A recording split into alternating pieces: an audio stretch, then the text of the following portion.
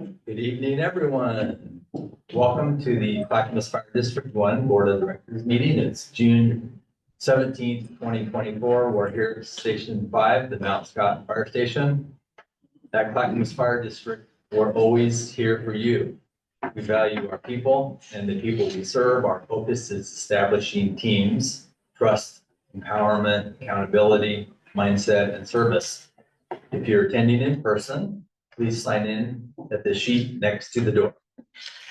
The regular monthly meeting of Clackamas Fire District's Board of Directors will now come to order at 5:01 p.m. per ORS 192.610 to 192.690 per ORS 192.650. This meeting is being recorded.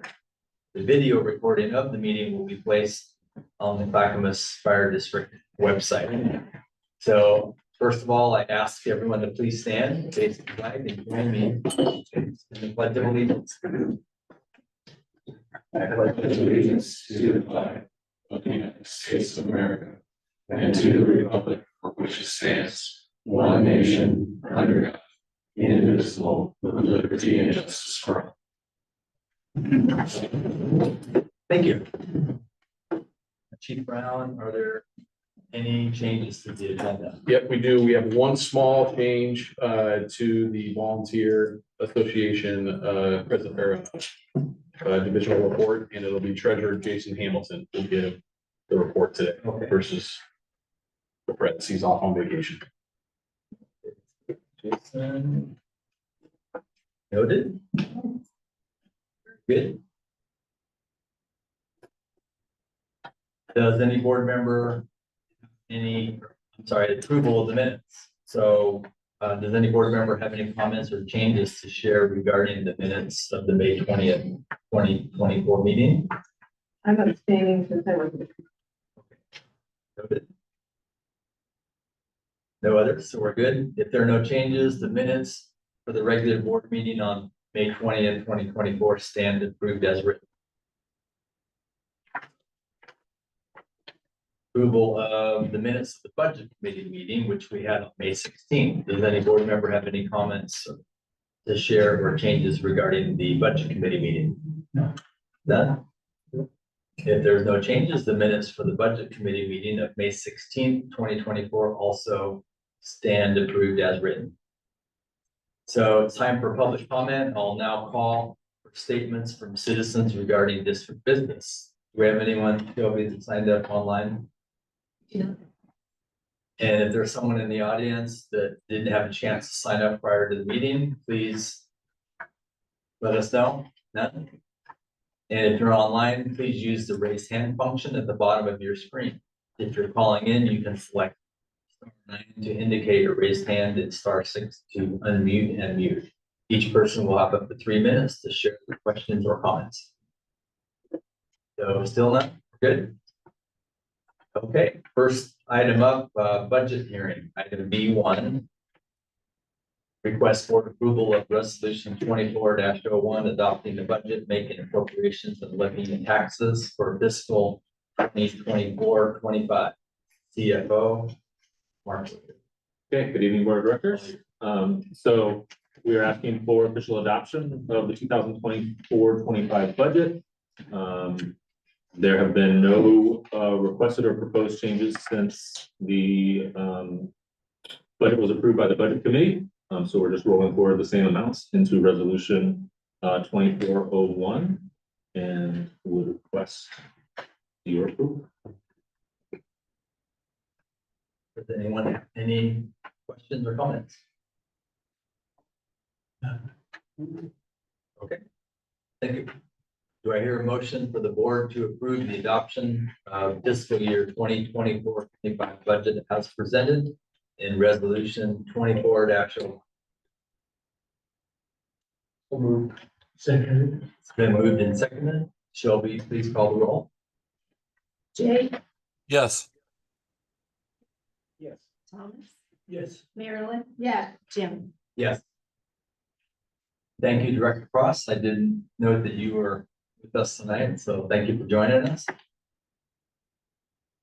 Next up, supplemental budget hearing. Item E2, Request board approval of resolution 24-02, adopting and appropriating supplemental budget for fiscal 2023-24.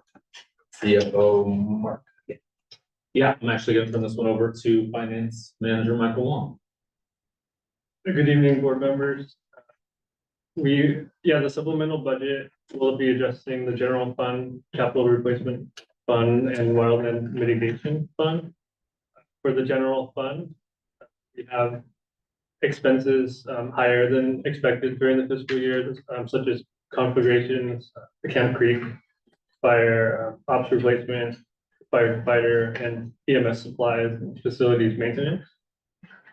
We are estimating expenses a little higher in the supplemental, just to give us a slight cushion and prevent us from going over budget. But we do expect to have some savings there. On the revenue side, revenues were higher than expected for taxes, interest, conflagrations. And we had some chunk in health plan reimbursement and workers' comp. So the combination of these should also help with the beginning fund balance for next fiscal year. For the capital replacement fund, we'll be transferring 900,000 from the general fund to the capital replacement fund, which is also in line with our levy plan to set aside money in the capital replacement fund for future needs. For wildland mitigation, we've increased both resources and requirements by 50,000. And this is to account for increase in wildland operations. And I'll be happy to answer any questions if any board members has any. Meredith? So Michael, on the 666 additional revenue. those are from the health and the reimbursement, worker comp and stuff, are you confident in the stability of that number of the structure? Particularly the health claims and not necessarily solidified by now. Yeah, we've generally for both the revenue and the expense side, we try to be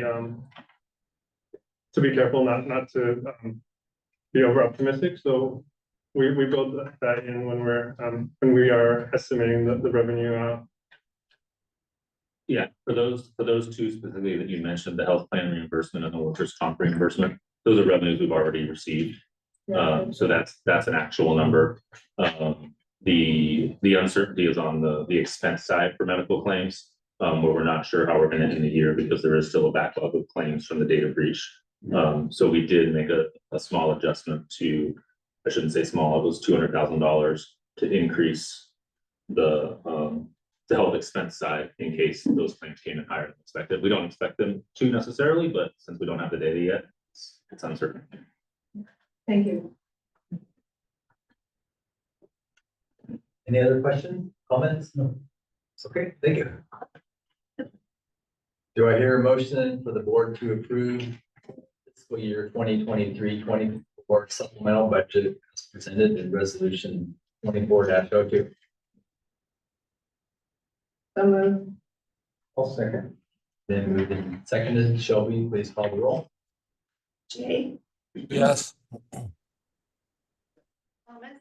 Yes. Marilyn? Yeah. Jim? Yes. Show me some flashcards.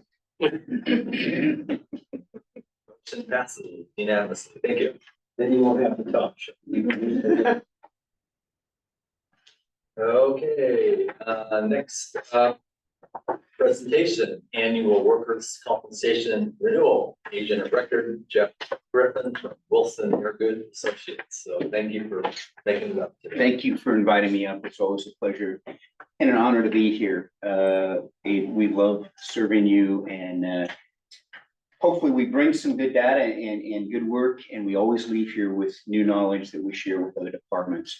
In your packet is a workers' comp renewal. I'm going to hit a couple items before we get into the packet if I can, just so that I haven't missed anything. First off, in first part of the year, usually about February, we do a budget report, send it up. And it's a challenge with workers' compensation because a lot of it you're guessing on the experience mod, what it's going to do, what payroll will do. There's so many uncertainties, but we try to wag it as best we can. And I have to tell you that your staff hit it spot on. So you're in budget, but your staff does an incredible lift. And from a finance side, they nailed it. So budget wise, I think we're good. The market has changed a little bit. I'm going to hit that real hard, and I'm going to give you some ideas of what we think is going to happen here in the near future, and some hope at the end of this dark tunnel. You know that for years we had three insurers that looked at the fire department: SDAO, who merged all of their products into SAFE, and they have an OGSRP, which you're a part of. So that eliminated one of the players in SDAO. The other player was a group called 7710, and for several years they quoted you. This year we sent in several dozen fire departments to quote, and they didn't quote any in Oregon. And in our dialogue with them, their concern is the presumptions. And I'm going to talk a great deal about presumptions at the end in the hope that we see coming down the road. But as far as other options, there's about 100 filed companies in Oregon to do workers' compensation, none to do fire, with two exceptions: SAFE, and then the cities and counties program, which is a separate program that we're not eligible for, nor would it be competitive with what we have. So the option that we have is SAFE, and what we need to do is always work with SAFE, do our very best until we have other options to make sure they're seeing you in the best possible light. You did one thing that had a huge impact this last year. You put on an additional shift, and it made it a real easy fix to them that you're doing everything we can to prevent claims, keep everybody healthy, physically, mentally, and that was a big lift. SAFE announced early in February that all fire departments were going to go up one tier, one jump, and you did not. You're the only one in the state that we know of that did not, and the selling point was that extra shift. So that was a good thing. I am going to now. I'm supposed to give you some kind of high sign, the wink. Yeah. We're gonna look at two slides, and then I'm gonna go back and tell you what I think the future holds. So the first slide is the slide that shows payroll per class code, and I want to just point out a couple of things that we're trying to do. This should be in your packet. If you look at line 2, wildland fire class code, we're fighting SAFE on that class code. 2 lines down is 7710, which is our paid firefighter class code. That class code is what's called an NOC, and in it, it defines everything that paid firefighters do, from structure, everything else, and wildland. And SAFE's underwriters have always said, no, there's a special class code for wildland. We're bifurcating that money out. We're fighting. We are way up the food chain. We're at the number 2 office, and I think we're going to win it. Clearly, the 7710 class code addresses that. If we win that, the $475,000 that goes into the wildland at $8.52 drops down to $4.50. That's a big victory for us. So that's a nice win. The second battle that we're doing with them right now has to do with what's called verifiable time records. So a lot of our management staff respond to fires rarely, and they splinter out their payroll, whatever they're doing, and it allows us to be in 2 different class codes. Our argument with SAFE is all we have to do is account for the highest work they do, and then everything should automatically go to the lower one. It makes it easier for us accounting wise, and it makes it easier for us to move more payroll out of 7710 down to other payrolls. Now, we haven't won that yet, but they're listening to us, and my hope is that we're able to present that and make it manageable, because right now it is a nightmare trying to keep track of every hour, and it's a point of diminishing returns. It's better just to leave them in the 7710. So we'll keep you posted as we move forward on that. It was pointed out that we have 1 volunteer class code, which was rehab, that doesn't show a payroll, and I'll verify it is on there, so they are covered. I just want to verify for whatever reporting that we need to do there, if we need to put a number in there. We'll go to the next slide. We talk about rates and compare them year to year if we can. there were a number of things that changed this year. Number one is we added quite a bit of payroll, about $5 million. So this sheet shows you a comparison between 2023 and 2024 with the same payroll. So there was a big change in payroll. The second change, if you look at experience mod, we went up from 0.84 to 0.97. So we have had some claims, but I do want to point out, as I said last year, in Oregon, our rates are compacted. The governor has not allowed them to expand to where they need to be. And our rates are always retrospective. So we're looking backwards 3 or 4 years, 4 years, actually, the last year's dead, prior 3 years before that, to generate our experience mod. So we're always looking historically at what's coming at us. And as our presumptions expand, in particular with post-traumatic stress, we're always playing catch up with rates. So in Oregon, our rates are, we estimate about 11% off from where they should be at. So a $1 mod in our estimate should actually be about $1.11, and you're currently at a 97. When I compare you with other fire departments, you shine. Other major metro departments up in this area, you're way better, some as much as 30 and 40% better.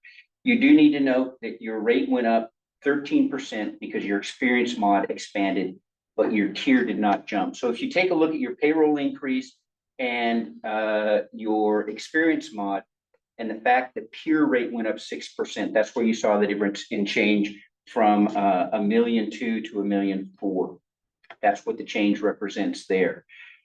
So although the rates are up in comparison to the rest of the fire industry, you have done quite well. What I want to talk about is why the rates are where they're at, why insurance companies don't want to come into Oregon and don't want to pick up fire, and what we're trying to do to fix it. So I want to thank you, this district. You have always been involved with your associations. I can't go to an association meeting and a board member is not there, or currently the one I'm going to brag about is Brian. Brian has had to put up with me now for about 2 years. We have been pushing, and I have to take off my Wilson Airgood hat and put on my OFCA hat. We've been pushing SAFE for several years to partnership with us to address the post-traumatic stress issue. As you know, in 2019, post-traumatic stress became a presumption in Oregon. At that time, we had 12 body systems for cancer and heart as presumptions. Those were rewritten into the law in 2010. So those have been drawing the rates up. The cancer and the heart, the way that the heart has been rewritten, have been pushing them up. And by the way, of your open claims, 2 are post-traumatic stress and 3 are heart. That's where the big claims are. We have 1 claim that you saw in your file that is in excess of $900,000, partially paid, a couple $100,000 paid, 150, I think, and paid, and the rest in reserves expected to be paid. We've been working hard trying to get our arms around the presumptions. First of all, I need to say for our firefighters, and I would be remiss if I didn't start here, these are real claims. Now, I know when we think workers' comp, we always think of a traumatic injury, falling off a ladder, breaking an arm. That is workers' compensation. But when we drill down on the science with where our firefighters are suffering injuries, in one case, in one type of cancer at age 40, firefighters are 800 times more likely to get that cancer than their civilian counterpart. So it is not arguable that they shouldn't be covered under workers' comp. They should be covered under workers' compensation. But the trick is, and the important thing is, we want the coverage there. We want them taken care of and made whole, but we're much better off if we help them prevent those injuries, if we do everything we can to prevent those. So we embarked with SAFE on an approach to try to reduce and eliminate these claims. And the claims that SAFE first were most concerned about was post-traumatic stress. And what we have with post-traumatic stress is that across the country, they are not getting people healthy and back to work. If they file a claim across the country, for the most part, unfortunately, that claim lives on through the life of their work here or their work years, and then well into retirement. So SAFE is our biggest carrier. They're quasi-public. Most states have a pool like SAFE. In Washington, it's called L&I. In California, they have a similar pool, and these people meet on a pretty regular basis and swap notes. And about a year ago, they met in Chicago, and one of the state funds reported that their average reserve for post-traumatic stress was $840,000. They met about 6 months ago, and Washington, and I think it was Washington, reported their average claim reserve was about $630,000. These are big claims, and most of it is future pay. And the sad thing is they're not getting people back to work. Most of these states are reporting that they're just not able to get them healthy back to work. And I want to back up. I don't want to miss this moment in time. Firefighting has changed. What you saw 20 or 30 years ago is different than what we're seeing today. And it's our culture, it's our relationship with civilians. We had a situation not too long ago in the Seattle area where an angry civilian, we had a crew, a shift in at the grocery store with their own money buying the food for that day, right? They put the engine company in front of the Safeway, they're inside getting groceries. An angry civilian walked over and started taking stuff out of the cart, screaming at them, you're not buying this with my tax dollars. You know, after 9/11, nobody in the fire service wanted to be called a hero, but we were recognized as selfless servants, that we were there solely for the good of the community, which is why we're here. Today, we got people throwing rocks and bottles at engine companies. If you're in a uniform, the chance of getting your rig scratched, blocked in. We had a civilian block an engine company today and wouldn't let them, code 3, they wouldn't let them move.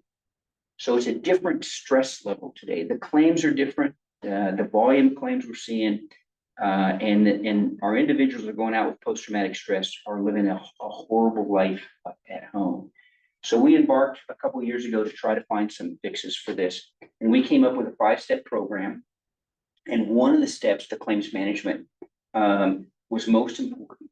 We embraced a group called Boulder Crest out of New York. They were military based. They had worked for years with just getting military people healthy, had a great reputation, and they are supporting us. In fact, the final proposal, Boulder Crest will be in, I'll tell you what the 5 steps are.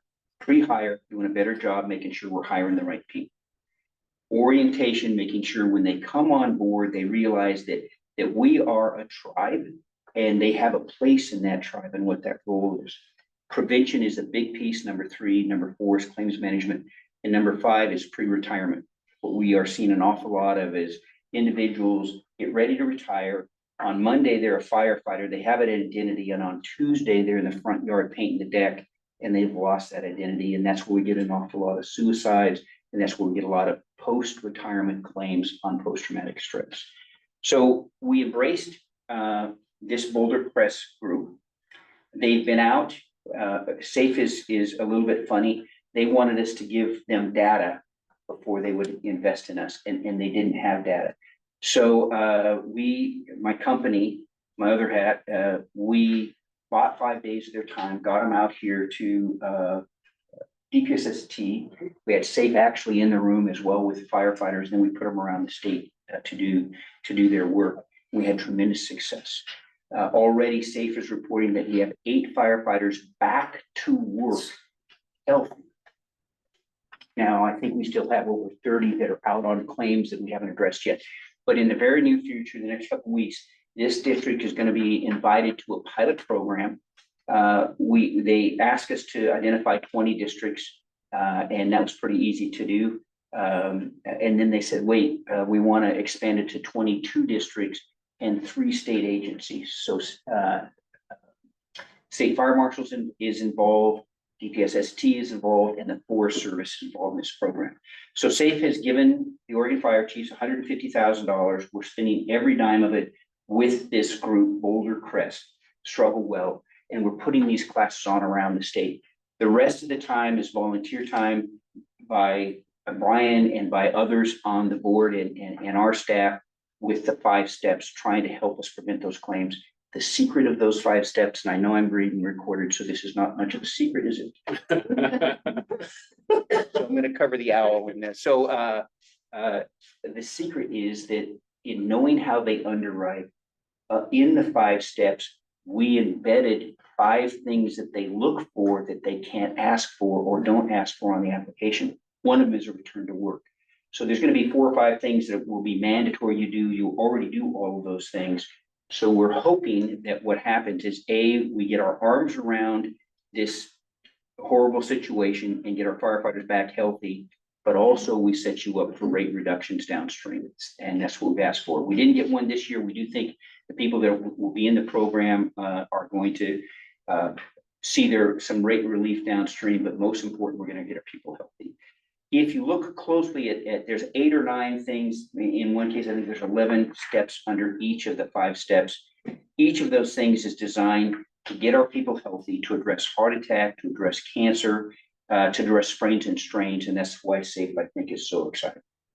So you'll be hearing more about this in a couple of weeks. You're going to be invited to be a part of that beta test with SAFE. We think from our last meeting with SAFE, they're going to continue to fund it downstream. And our hope is that very quickly, we get all of our firefighters through those training programs so they have better tools to work with in dealing with what they're seeing with their calls. So we're excited, hopeful, and with where your rates are at, you performed incredibly well. The reason for the increase is payroll, your experience mod, and the base peer premium went up about 6%. So I don't like coming up and telling you that rates have gone up, but in comparison to the industry, your staff has performed phenomenally. I covered a lot of bases. I have drank 3 pots of coffee today. So that was coming at you about 2:20. If I didn't connect my dots, which I do frequently according to my kids, if I didn't connect the dots, let me know and I'll back up and slow down and try to address. Jay, you look totally lost. That's kind of normal. No more than normal. I will tell you that I think the future, it looks good. We have to take care of our firefighters. They're our asset. And if we can handle this post-traumatic stress and get a better handle on cancer, we're headed in the right direction. Any questions? Yeah. Comments? Please. Just to refresh my memory, because I have forgotten why we have entry for personnel called salesperson. Thank you. That's part of that payroll piece that we talked about. So they don't have a class code for firefighters that are doing other things like inspections and some of the other items. So that's that catch-all, that NOC code that we move that payroll into. And then there's, for my clarification, we get a premium discount and then a potential dividend as well. Yes, the dividend will come out in September. SAFE has done very well, performed very well. Normally what I would tell you is I would expect about the same dividend as we did last year, which I think was about $147,000. And we don't know, it's still several months away. So they could put it into something else. They might put it into work with the presumptions. They could do other things with it, but they've been very consistent with that. And last year, I think it was right at 147,000. When you talk about presumptions, Jeff, does that mean that if someone files a claim, it's presumed to be work-related? In the old days, if you filed a cancer claim, you had to prove it was caused by firefighting, which is almost impossible to do. Presumption says if you file a cancer or a heart claim, it is presumed that it was caused by firefighting. Okay. We have a lot of work in front of us. I think some good things are coming down the pike with, number one, post-traumatic stress. But I also don't want to take our eye off of sprains and strains. Shoulder injury are killing the industry right now, very expensive. And you're very focused there with what you do with training with Heather and the others. Other questions for me? If you get a chance to go through the Boulder Crest program, the Struggle Well program, it's a 2-day program, I would invite you to do that and watch. I think it is good for any civilian to go through. It just coaches you on how to address events that occur in your life.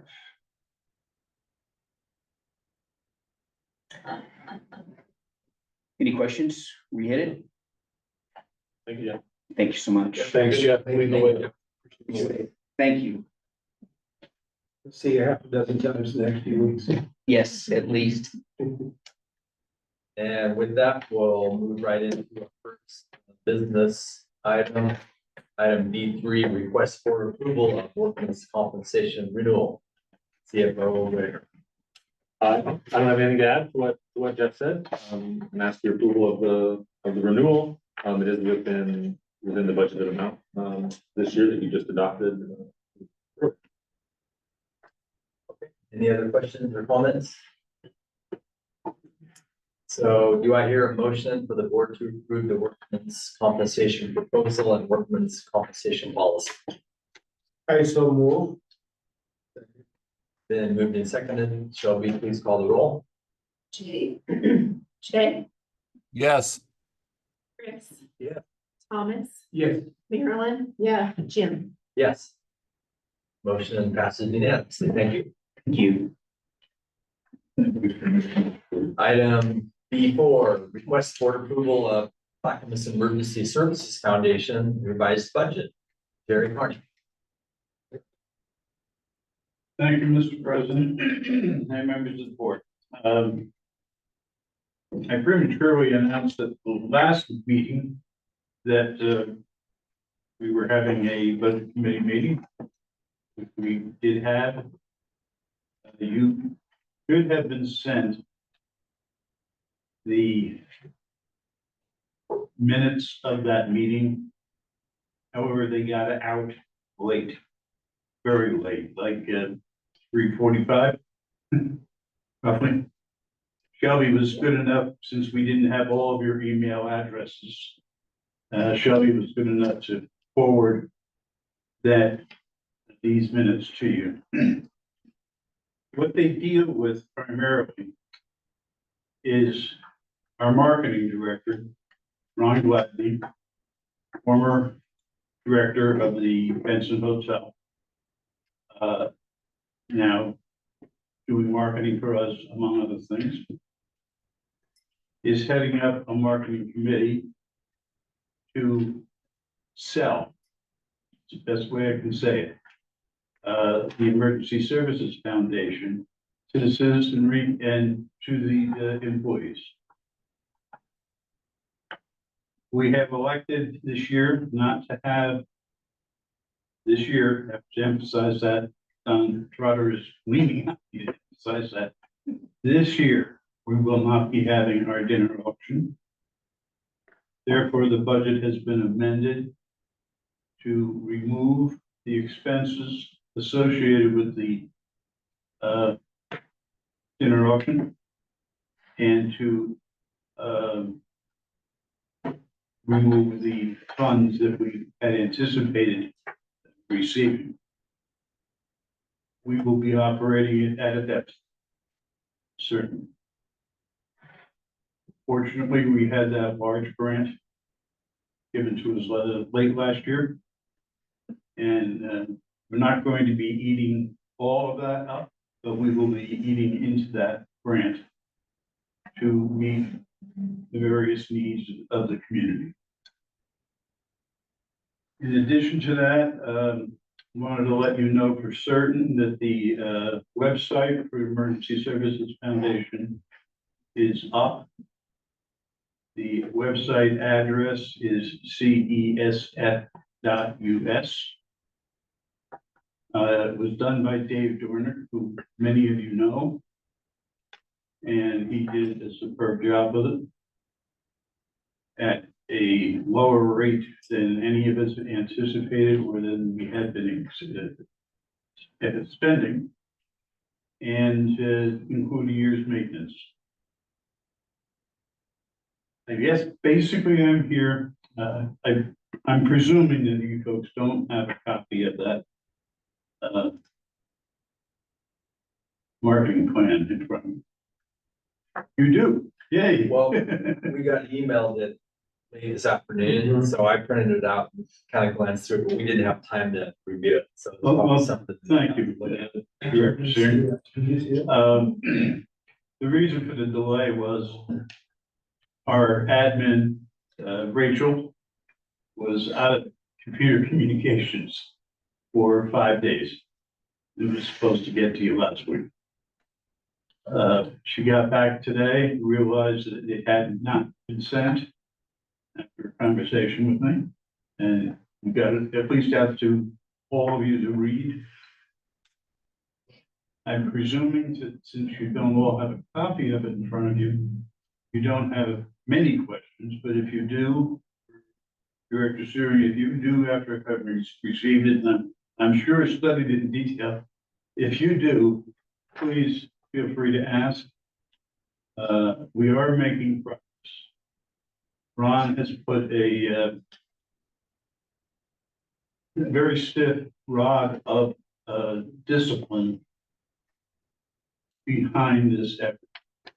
He's laid out needs and wants for the next year. And the next big need that we have is to get trustees who are willing to be involved. That's being worked on. I was referred to Thomas Joseph as a good source for people who would fit that need. So you may be hearing from me shortly. If you have any questions, I'll be happy to answer them. Not much else I can say. Any questions, or comments? Just one comment. I love that you guys took the feedback from the board, specifically with the ease of the donation button on the new website. That I just pressed on it. It's on every page. I just pressed on it and it seems really intuitive and easy. So that's a great job. Taking the feedback. We're donating $1,000. Love it, love it. What's that website again? Pardon me, sir? Website address, E I'm sorry. CESF.US. .us, Yes, no org. no org. Thank you. Hey, Joe. Pass on to the trustees that we appreciate that you're working on some of those benchmarks that we talked about at the last meeting. Updated We're budget, working on great. all of So it's great. So you're making good progress. The revised budget looks good. The decision to not have an auction was probably difficult, but it sounds like it makes sense for right now, so it's okay. We will be seeking other sources of income. Right. I don't know if they're gonna be poker nights or whatever. But we will continue to seek income from the public. I'm all in. Good, I'll be there. Jay, And, Jay has comments. oh, and Jay, go ahead. Yeah, can everybody hear me okay? Yeah. Okay, Yes, even me, Jay. thanks, Jerry. No, hey, I tell you what, the members of the foundation have actually done some pretty good work over the last several months, since the presentation they did with us a few months ago. They took a step back. They kind of looked at, what are they trying to accomplish? What is their mission? What are they, and how are they going to do it? And I think this marketing plan that they've worked on is a great first step. They had some very difficult discussions on just taking a step back this year and and kind of reprioritizing everything they do. And there's been some really good conversations that the trustees have had amongst themselves. And it was really good to see some good energy. And they chose to basically not do any fundraising this year, this calendar year, to do that. And I was proud of them for making hard decisions and resetting themselves. So I think there's more to come. I think tonight what Jerry's doing with the new with the revised budget is a good first step, and I think we're headed in the right direction. So, but yes, there have been some interesting conversations along the way, but it's much, in my opinion, it's much more improved. It's very much improved over the last several months. Thank you. Yeah. Thank you, Jay. I don't know if a vote is necessary or not. I think we have to. You did approve it. Your revised budget. And then I just ask everyone when you have a chance, you know. And I would commend each of you the potential of taking a look at that Yeah. marketing plan document. Fair amount of work went into that, Yeah, that was very comprehensive. like a day. Thank you very much.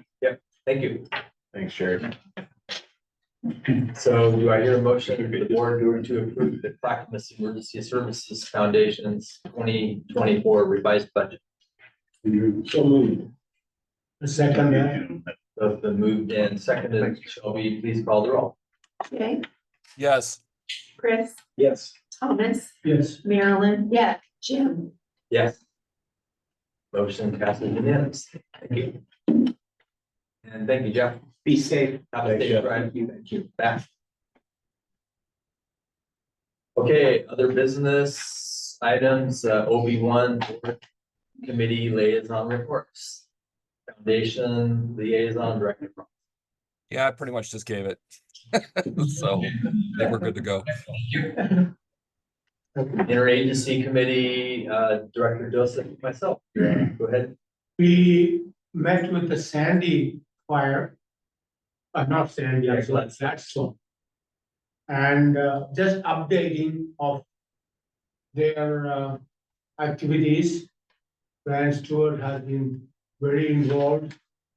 And Gladstone citizens and the city of Gladstone councillors and everyone seemed to be very happy that they got associated with the Clackamas Fire. And they are looking forward to more activities and more progress with the relationship. Yeah, I concur. Things seem to be going well. The crews in Gladstone are doing awesome. And I think they're close to looking at some next steps, like where do we go from here with our future? So it's going very well. Good job to everyone. Nick, do you want to add anything? I think you both said it perfectly for right now. That's perfectly stated. Okay, does any board member have any other committee? This is not a committee or liaison. And Chris already told me, whatever I am talking, he needs that in the script. He doesn't understand a pure English. He only understands Damascus English. So Chris, this is towards you. I had the privilege of attending the what's the name? Veterans Unknown, veterans, unclaimed veterans. Burial? Internment service. Internment. Thank you. And, you know, Chris was sitting back there with his family, not making a big scene. I know how deeply he was involved and how much he passionate he is about. How long have you been working on this? On that service? 6 months. But I was very proud sitting there and watching him and watching everything that happened. It really was just amazing. I have never been to one. So that was very touching. You put on very good event. Thank you for all your hard work. And I'm proud to say he's part of our, even though he doesn't understand anything I say. I'm still proud of him. Thank you, Thomas. Good job. Thank you. Yes. Does any board member have any other informational updates or comments to share on any other topic? Okay, we'll move on to division and department reports, office of the fire chief. Chief.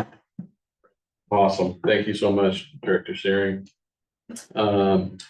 Just a couple quick updates, but before I get into those updates, I do want to just call attention to a couple weeks ago that our partners to the north, Gresham Fire, had a firefighter that was made entry into, actually had 3 firefighters made entry into a structure searching for reported victims that were trapped inside. And all 3 of them sustained burns, but one of them sustained burns over 45% of his body. firefighter Spencer Tejadas, started his service with Gladstone Fire. And then got a full-time job with Gresham, and he's been there for a few years now. It shows you that there's never a day that our people aren't at risk for what they do. And willingly, they enter into places that can cause them some incredible harm. And so we've reached out to Gresham Fire, been in contact with the fire chief multiple times over the last few weeks, a couple weeks. Just let them know that we're there for them if they need anything, but it's just something that just shows what the risk that our people face and what they're willing to do without hesitation. So Tony Cordy, Baton Chief Tony Cordy, 40 years of service with Clackamas Fire, retired effective June 1. He was the last of the Milwaukee firefighters, and he is going to be missed. So happy for him and his wife Heather in the next step in their this next phase of life for them. We have an academy of 18 starting September 24th. And of those 18, 3 were from Crew 30 and 5 were from the volunteer program. So pretty impressive internal programs shining with the amount of people that are getting offered positions. Really excited about the next academy and the one following that, which will be why do I have that there? It's September 25 would be the second one of that. We have job offers, or not job offers. We have the lateral AO application process currently, which is forecasted for the spring of 25. Year 1 of the levy plan will be successfully implemented and completed July 1 with Station 13 opening. Let Steve hit on some of those topics, but really excited that we were able to forecast that plan and meet the promises that we promised the public. Year 2 plan, which you have seen, will be distributed to the communities July 1. We're just we've got a couple maps to show some of the coverage enhancements that the year 1 plan and the year 2 plan will be bringing forward. So once those come, you'll get a copy of those as well, and we'll be sending them out to the communities that we serve. One last thing I'd like to hit on here is 22 fires in May. It's been busy for our companies. They're doing a great job. And one more thing. Dano, are you going to talk about the virtual reality stuff at all? No. Okay. I do want to talk about technology a little bit here. And Chief Huffman leading the charge with this with virtual reality training. One of the things that's hard to duplicate is mass casualty training, active shooter, things of that nature. And this virtual reality training that we received a grant to implement within the fire district is being headed up by Chief Huffman. Really excited about this. It's a great way to form that recognition prime decision making without being on an actual live incident. So we're in the beta testing of it now, but there's been a lot of national buzz. Rick's been fielding a lot of questions since that news story hit. So, but with that, I'd be happy to answer any questions you have. I was just gonna make a comment, on June 4th, when you sent us the levy. Yeah. The summary of year 1, thank you, that really helped, us know which station we want for. Yeah. Thank you.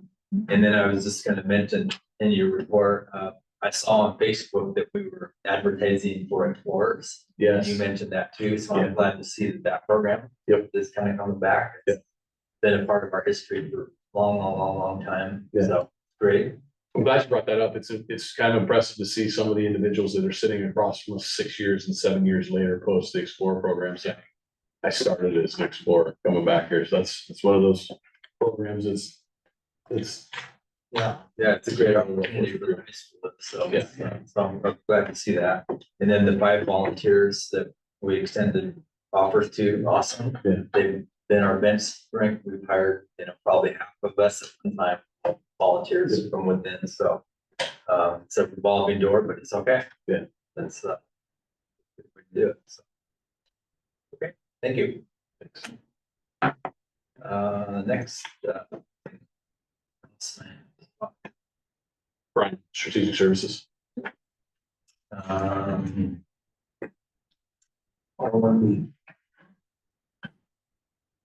Office of Strategic Services, AC Brian Stewart. All right, thank you, Mr. President, members of the board. A few things just to touch on. You had Jeff Griffin up here talking about firefighter behavioral health. One of the things he mentioned was $150,000 grant from DPSST that allowed us to move a bunch of things forward. Just a note about where that money comes from. That money came from vacant positions at DPSST. They have all of those. They may have one vacancy left. So a lot of the work that's been done through grant work is going to be going to full-time positions there. So we're still committed to the initiatives that he mentioned. We're looking for partnerships to help drive that. But really good work going on in that space. We also spoke about a few months ago about best practices for insurance for general liability pieces. One of the things that you may recall was there was some training that's required all public officials once per term at this point. Unfortunately, and I just checked on this last week, that training has not been the Oregon Commission on Government. So hopefully that'll be coming to SDAO. Here to decide the adult, so you can complete that training just once per term. But for our best practices survey, it needs to be completed by the end of this year. And of course, if it's not available, I'm sure SDAO will find a way to accommodate the full discount piece. Other pieces in strategic services, the legislative days were May 29th to 31. Myself at OCA, we're attending to the committee assignments and a sense of priorities for the upcoming session. So we'll be spending the next couple months working with SDAO on a shared lobbyist, which is a new endeavor for us. We'll be getting a shared lobbyist between OCA and a charter of SDAO called the Fire and Emergency Services District Charter. So we'll have that in place before the next legislative days coming up in September. A couple other pieces you may recall from this last legislative session, that the reconciliation bill from the Senate had a budget note in there which requires OSF and BF to work on a sustainable wildfire funding. So that kicked off on June 3rd. So I'm serving on that panel as a member of OCA, wide diverse group, including tribes, cattle ranchers, timber, large, small. So we've got some reports that are due, progress reports due end of this year in December. And then we have some subcommittee groups, one focused on mitigation and one focused on response that will be kicking off in July as well. The next piece coming up, and we'll have information for you after it, is the end of this week. The Governor's Fire Service Policy Council is convening the fire service, which is bringing together PDA, OSFM, State Council of Firefighters, and everybody to talk about organizational fire service priorities. Two pieces to touch on with facilities, just building 400. The main remodel is actually complete. We have the remaining roof to put back on, or to repair. So I believe that will be starting at the end of this month.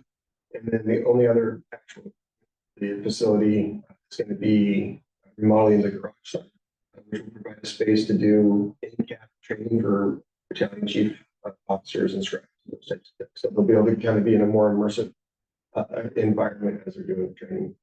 And then Station 13, ongoing pieces with that for remodel and renovation. We have the one piece that I mentioned last month, depending on when they can get it done, which is the roof over the walkway between the two buildings. We to have that completed before the open house. Done. Sure that, not. And then technology continues to work on a number of transitions, a number of pieces to improve our infrastructure, but we closely with ESD on our transition to the virtual requirement. So we continue to struggle with the age of our equipment. We had a management meeting on Thursday and the techs had a meeting Thursday afternoon, but continue to press forward with that, make sure that the system is stable and secure. That's all I have. Chris? Are we migrating our system over to ESD servers? We are migrating our system over to a virtual private cloud operated by ESD. Good. Very good. Very good. Okay, thank you, Brent. Thank you. Next up, Office of Business Services, AC Peters. Thank you, Mr. President, members of the board. We touched on these 4 programs from the to training and Ryan program. They inherited the 7 or 8 kids from Sandy that were flourishing, and then it just more applicants, and they're going to build that program. And I get to see them, Sandy, bunch of kids. And community services has been busy prepping for the Station 13 open house on the 29th, which you guys should all get notified of that. And then the actual station opening will be Monday. And then that is something we're doing. Nick is going to. And No sprinkled donuts, but I'll give it. What do you mean, no sprinkled donut? He's not going to ever bring it. You want me to come? You have to decide one or the other. Then community services has also been busy with the preparation that, you know, Sandy has quite a few events in July. So we're working through that, and we've been working on the station a little bit. It's in great shape, but we're just kind of cranking it up a little bit. And they've got that all dialed in and ready to go. We'll be part of it again, but not such an impressive turnout, and we can be in the. So we'll be back to the end of the parade like Sandy normal last year's because we'll still have a few in there. But happy to answer. Any questions for Steve? The Clark's open house is 11 to 1.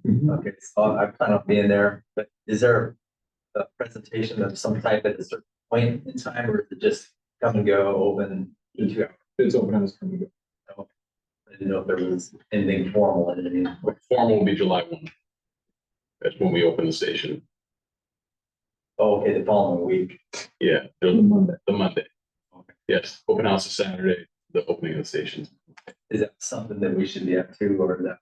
Yeah, I'll get. I didn't see that. Casey's working out the details. Oh, Just trying to solidify the 29th.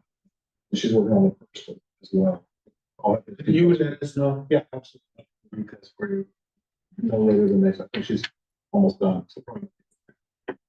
maybe that would be something more appropriate for us to go to if we wanted to, rather than for both. Yeah, I think the board's gonna have a pretty big part in the first. Okay, so it's July 1st. Yeah. You don't know what time yet. It would be 7:30. 7:30 PM. Morning. AM. Yeah. Yeah, that's when it goes into service. Get up with that, release since I was on Yeah. 9 years ago. He wants to work swing shift. Chris, it's been 15 years since I woke up and everything. And I forwarded Tracy that. Thank you. contact info, so, Yep. but- Yeah. Saw that, yeah. Thanks. Okay, Office of Financial Services, CFO Whitaker. Okay, well, again, I don't have a lot, so the finance report is in your board packet, starting on page 76. We already covered a lot of the changes and new things within the supplemental budget that you approved. You know, we've only got 13 days left in the fiscal year and everything is trending well on budget and within the budget that was just, the supplemental budget was just approved. And should then be with the surplus and as you approve the supplemental budget, transfer funds into the capital reserve, to make up for the funds that we won't be able to contribute next year. So the only other thing I wanted to update the board on is we have talked quite a few times about our 2018 loan and how it has a balloon payment scheduled at the very end of a few $1 million. And we've debated back and forth the appropriate time to start prepaying that loan.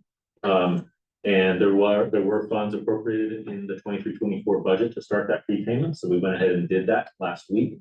Even though interest rates are still high, the difference is such that it's only generating about $5,000 more in interest for us than it's costing us to pay the interest on the loan. And so looking at it, it made sense to start the prepayment so we could start to chisel down that balance so that by 2032 it's all the way down to zero. So we did do that, and the plan would be to do it again next June based on the funds that were appropriated in the adopted budget. So just wanted to provide an update on that. That's it from our report. Any questions? Thank you. Office of Emergency Services, AC. Thank you. We missed one retirement. Dave Lay retired, Captain Station 18, retired on June 13th, just last week. So he was original Sandy member, long-time, obviously resident Sandy, volunteer with Sandy, paid staff with Sandy, came over in 2008 and was instrumental in training division, training apparatus operators volunteer program, and then had a vested interest in the Sandy relationship. And he brought Station 18. He carried that station for the last two years, longer, maybe 3 years. Yeah. So it's been a bit, but he retired the other day. So his presence will be missed. It's just hard to believe that we have as many people retiring as we do.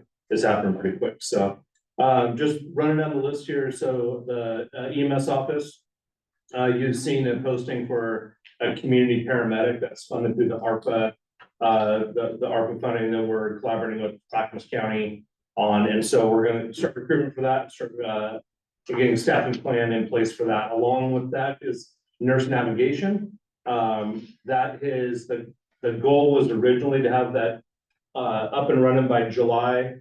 Just with the meetings that are going on right now in the middle of summer, things are hard to implement in July. So I think we're going to see that maybe a month or so past that to have that fully implemented. But there's a lot of players in that, and it needs to be executed right on day one. So there's a lot of work with the physician advisors with call typing and nurse navigation program, which is based out of Texas, coming in and building our system. So that's going to be a little bit, but we're looking forward to having that. We expect to have a pretty good call reduction for the crews as these things are off ramped. Some of the lower acuity calls are off ramped to other services. So Wildland, our crew is assembled. They've been out on a prescription burn, and they were on a short fire assignment in Eugene. They got sent home early because we had a couple inches of rain forecasted, and so it was kind of a short-lived fire, but it did make the news as the fire 30 or 40 acre fire burning just outside Eugene. So our crew was called immediately to that one through ODS. So good partnership continuing with that. And then we've had a lot of cooperative meetings with the preseason, with before fire season kicking off. So one of them orchestrated by the Forest Service, one of them multiples orchestrated through OSFM, and then also Clackamas County Disaster Management. So it seems like everything is the partnerships and communications going really well, which has been a huge improvement over the last 4 years. So that was one thing that I think our county is doing really well, and compared to where we sat in 2020. So it's really, really good thing. Moz just happened. So Moz is a wildland class opportunity to kind of dust the cobwebs off and get some wildland task books checked off. And so that was a couple of weeks ago, hosted by Malala Fire and Chief Stafford, also with OSFM sponsoring it. So huge event. We had the National Guard there with the Black Hawk helicopter. Chief Stewart was there as a participant. We had a private company, Precision, was there with another helicopter. So it's just really good to kind of get everything moving. The weather cooperated and had a good 2-day drill for everybody. Training division, we got training chief in here right now, but 2401 graduates on June 27th. at 2 p.m. And we're gonna do that at Camp Withrow. And then, right after that, we're gonna have, the promotional ceremony at 4 o'clock. For those, newly promoted, as we have a lot of promotions effective July 1. And then the chief did mention that, the 2402, Academy 2402, there were 18 job offers. So the sequence is we have 18 job offers out for an academy, then we're gonna do a lateral apparatus operator. And then another firefighter academy that those job offers are out there as well. So, the majority of our time right now is hiring and training people, and we knew that was coming, but that's been our focus. So, and then as far as our operations chief and field ops, the fire chief already hit it. The focus has been to get Station 13 up and running, and that the public's going to see our plan for the deployment of year 2 of the levy coming up pretty quick.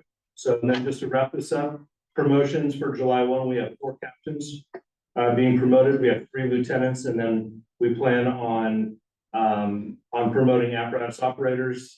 We held a special civil service meeting to approve the apparatus operator list. So we'll do those interviews this week, and we'll have AOs promoted by July 1.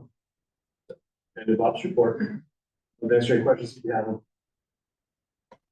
How successful is advertising you do in LinkedIn? I've seen several positions being advertised. Now, lateral, so The lateral apparatus operator. So is your question like how successful is the recruitment? yeah, did we get any responses from the LinkedIn? I haven't heard anything on NeoGov yet. I'm not sure about, LinkedIn. I think- I'm sorry, I don't have my computer, but, we've got applications for it, and, within each application, we can see where they actually applied from, what the source was, so, we always can run reports out of that too, but, a lot of times it's the, Clackamas Fire District website, Indeed, we get those from Indeed. I know Tracy, she puts stuff on her Facebook, so we get stuff through Facebook, so, but I'm not sure about LinkedIn at this point. Do we pay for LinkedIn or is this a free test?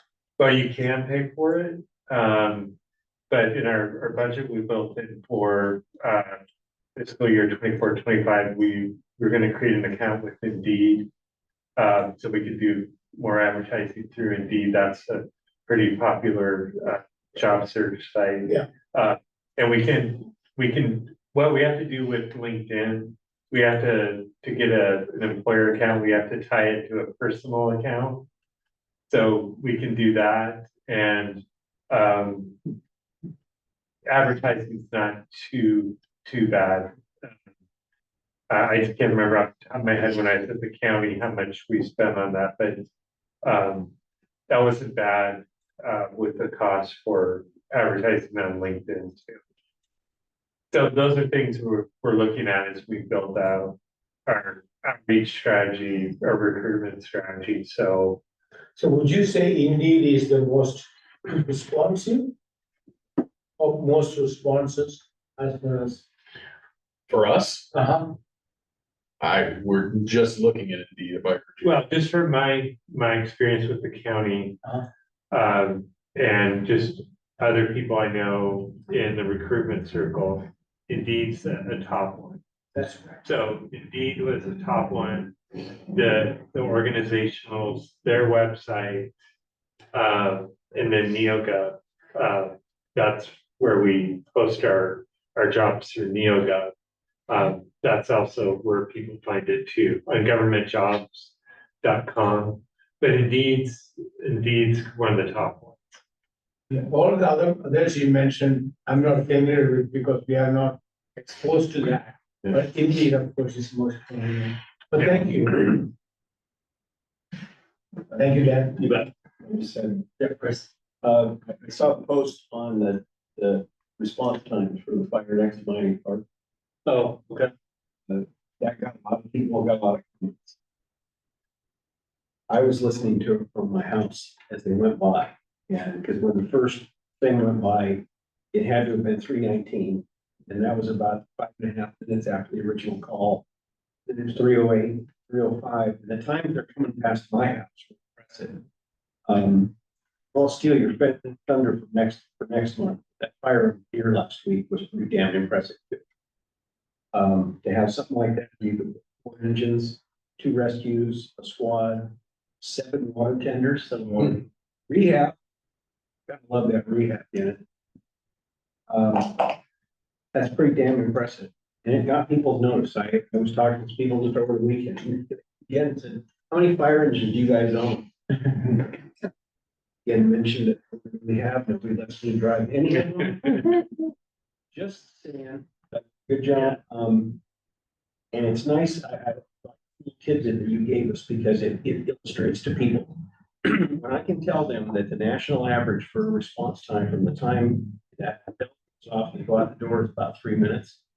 Our fastest crew is 1:08, the slowest one's 1:38. It gets people's attention. It gets mine. They're doing something right, because that matters. So, thanks. Yeah, they do a good job. Still like to drive with a fire engine. Yeah, the veneer, Gordo, were you on that? I was. The initial size up was a long narrow driveway, like your typical rural size up, and we somehow absolutely packed it with apparatus and there's 7 water tenders. So 7 of our water tenders, we had not one mutual in water tender. Just impressive response from everybody. Something about the time of day, maybe 7:30 in the morning. Everybody was around for the volunteers to come out, so it's good. Yeah, it's pretty crazy. And it was a 3-line fire. Most, room and content fire is 1 line, multiple rooms, anything above 2 is, we call it like a 2-line fire. This was a 3-line fire and they never ran out of it. So they did a good job. Did a great job.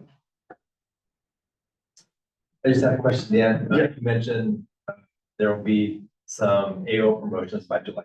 Mhm. So do we have a current AO list? I'm just We curious. did, I know yeah. we're testing for the lateral entry, and I'm just curious, do we have enough current firefighters that are still? Yeah, great question. So, And that lateral will just be kind of backup? yeah, the lateral is no longer a backup as part of our plan, part of our staffing plan. We had 7 people apply for the AO spot. So 7 firefighters applied. And so with people with previous experience, people with that had no previous experience, this being their first job. So we're sorting through those being eligible right now. And with only 7 people on the list. And in the near future, we're looking at 18 to 21, 22. And I say near future, like 18 months. So that if I was to redo an internal test, I wouldn't have anybody else to take the test. So we had to go to a lateral A. So yeah, they just finished the process and they did the process in May. Chief Dieters was able to talk to the Civil Service Commission and get a special meeting to approve that list so that we could get people staffed to help with the numbers with the upstaffing Station 13 on July 1. So perfect. Yeah, no, thank you. Good question. Yeah. Next up, local 1159. 40. Thank you, Mr. President, members of the board. So I just have a couple things. Chief Brown touched on it earlier, but Spencer from Gresham. So we've been in constant contact with 1060, local 1060 Gresham's union, and been providing them a bunch of help. Our foundation donated $2,000 and our members donated over 8 to him, to his cause. So so far he's had 3 surgeries and he's got at least 3 more to go. So let's see. Positive news. We approved a scholarship for one of our members, high schoolers who's going to college. So that comes out to our foundation as well. And then Nick beat me to it, but congrats to Dave Lay and Tony Ford on their retirements. That's all I have this month. So if you guys have any questions, let me know. May I? Go ahead, Jerry. Volunteer Association here in Clackamas also donated to that cause with Gresham. We donated $1,100. Thank you. And Gordo, is the GoFundMe account still up It is. for him? Yeah. And so, yeah, there's a link on that on 1062's website. Okay. Oh, Jay, go ahead. Yeah, and also, Andrew, I don't know if you were aware, but a bunch of us met at Happy Valley Growlers on the 1st from Gresham Fire. Everybody got together, and including all the crews that were on duty that day, and a bunch of us retirees and a few others, and several people from 1159 showed up at Happy Valley Growlers too, including Nate. So it was great to see the Clackamas folks there with all of the Gresham folks hanging out, drinking a beer. So it was pretty special evening. So. Good to hear. Thanks, Jack. Thank you for all your support of our brother. Thank you. Yeah. Okay, next up, Volunteer Association report, Jason. Mr. President, members of the board, thanks for the opportunity to present. I'm going to talk about the month of May for the volunteers. Station 12, we had 12 out of 31 nights staffed. Station 7-4, 27 out of 31 nights staffed. Operations requested the rehab 9 times. Support volunteers got the rehab out 100%. 7 of those times they made it on scene. 2 times they were canceled en route. Water tender operators were busy. Requested 7 different times, meeting that request every time. And oftentimes with multiple water tenders. Training highlights for the volunteers. We welcomed, I think it's 12 or 15 new volunteers. May 1st out of their academy. So our first drill was integrating them in with the other more experienced volunteers.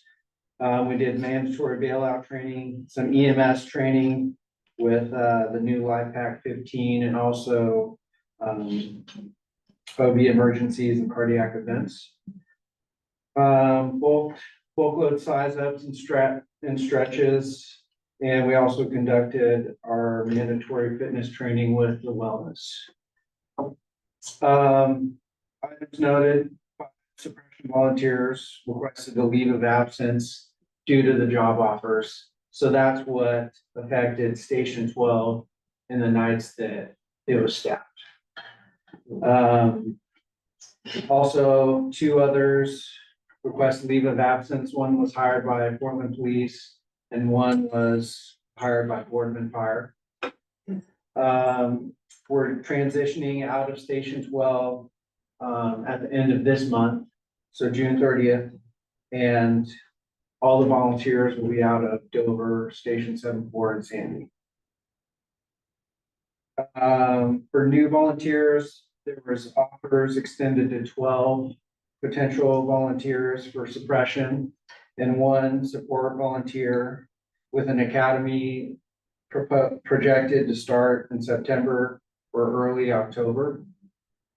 As mentioned before, the recruitment for the Clackamas Fire Explorer program has been opened, and that's going to be almost identical to the hiring process for like firefighting jobs for Clackamas Fire, just to get them that experience. This concludes my report. Any questions for me? One point of clarity, just real quickly, the support volunteers still responding out of 21 in the Mexican. Yes. Yeah. Perfect. Just I'll mention it again, hiring a lot of volunteers and volunteers get hired elsewhere too. But it sounds like we have another academy coming up. That's great. It's just kind of part of the process. You know, we've got a budget of new academies and you just keep that cycle going. But congratulations to all those who have been hired here or elsewhere.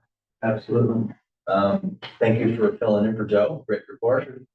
Good to hear from someone different when he's absent. And I just had a question. It's probably more for you guys. The statistics of the volunteer station staff are usually somewhere I thought on here, and I didn't see them in here this month, you know, that he mentioned so many nights out of so many nights at Dover. It's usually on here somewhere. It might have just been a timeline deadline of getting that report in. Oh, okay. And it was likely just missed this month. I thought it was usually listed at the bottom. Yeah. Isn't it? But anyway, it's not. Either that or it just was missed. One of those two. Or I thought I might have missed. No, it's, I didn't see it in there either. All right, good job. Thank you. Okay, correspondence, we had a number of correspondence items in the packet. Any comments? Informational items, had a number of those. Any comments? Just note the commendations that we got, or the letters we got from the Forest Service and the State House.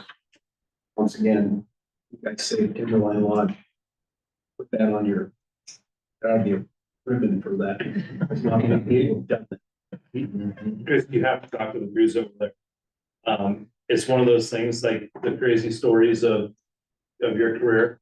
And, you know, talking to Dave Lay about it on his last day, the winds that were there, the prominent winds, and, you know, stretching a 2.5-inch line through the old historic lodge and winding it up the old staircase, and, Portland truck 25 from 52nd Avenue made it there, and their 45-foot ladder went on a snowcat.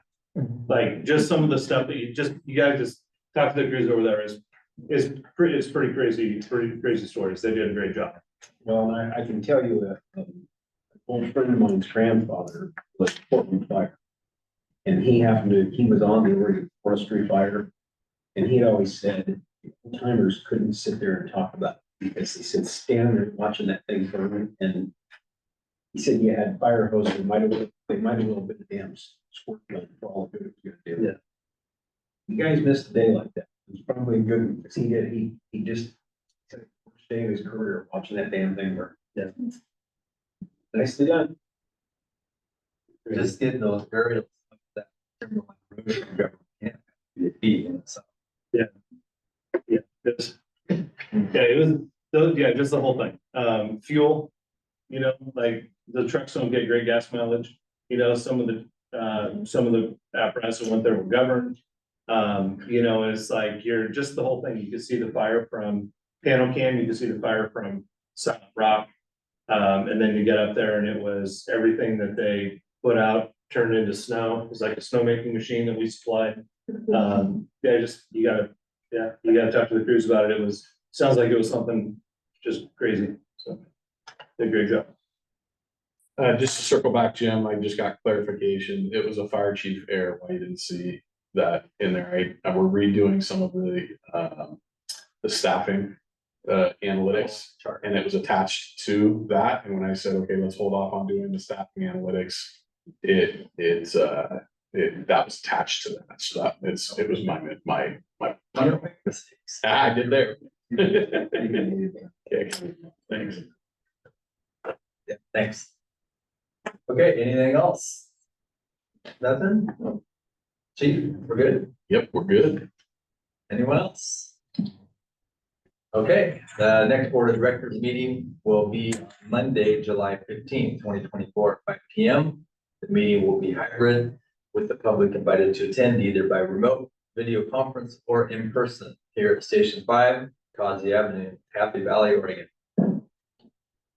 The regular board of directors meeting is now recessed at 6:24 p.m.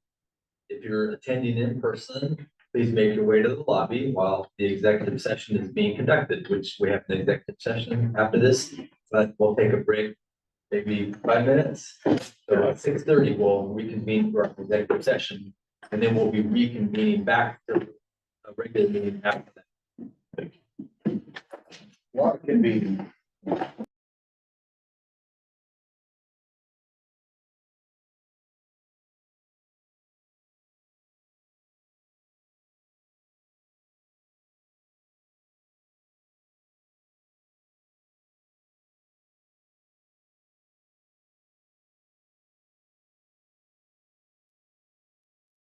Oh, crap. I forgot.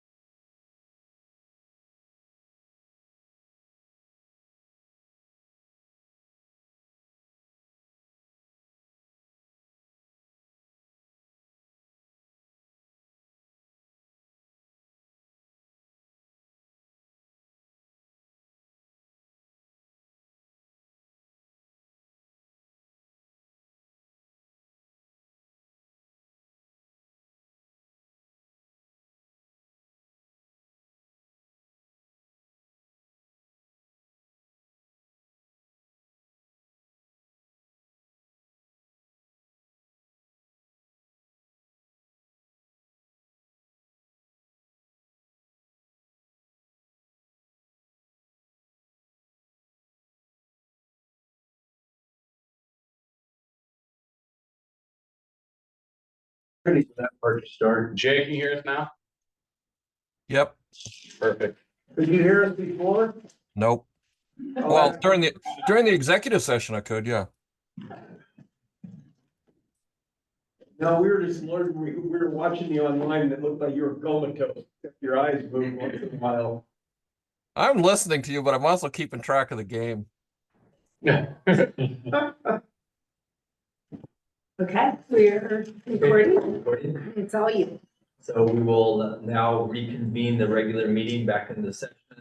We have one post-executive session business item. Item B5, request for approval of battalion chief collective bargaining agreement from the 2024 through 2028 years. CFO Winiger. It has you, so. Oh, yeah, I don't have anything to add. Would we, if you would please approve, the battalion chief collective bargaining agreement? That would be great. Okay, and do we have any further questions or comments? That'd be swell. None? Okay, do we hear a motion to approve the battalion chief collective bargaining agreements 2024 through 2028 fiscal years? I move so. I'll second. Then moved and seconded. Shelby, please call the roll. Jay, Yes. Yeah, Chris, Yes. Thomas, yes. Marilyn, yeah, Jim. Yes. Motion passes unanimously. Thank you. So let's, any director has anything else? Chief, anything else? We are good. So Thank you I so will much for the marathon meeting, guys. Appreciate you. adjourn the meeting officially at 7:49 PM. Thank you. Thank you.